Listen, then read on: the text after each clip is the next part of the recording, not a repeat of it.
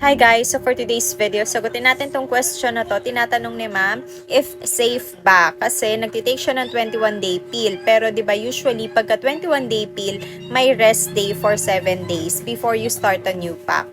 So si ma'am, dire-diretso yung pag-inom niya. Meaning hindi siya nagkaroon ng rest day. So after yung 21 days, nag-start na siya ng another pack. And sabi niya, 6 days na daw siyang umiinom. Safe daw ba yun? Pag-usapan natin yan. So the answer po is yes, safe siya. Basta, may basta ha, may basta tayo ulit.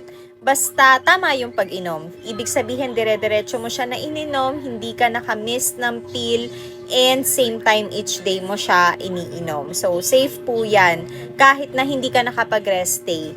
Okay, so okay lang naman yun. Kasi yung rest day na yun, usually, pagka wala ka nang iniinom, for a 21-day pill ha, dun kayo dadatnan.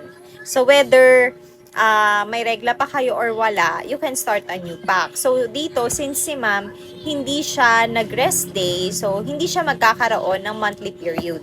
Okay, so, baka pwede magkaroon ng light spotting or bleeding, pero yung monthly period, so, wala siya, since hindi nagkaroon ng rest day at dire-diretso mo na ininom yung pills. Pero okay lang po yan. Safe po yan, basta tama ang pag-inom. Yan lamang po. Salamat!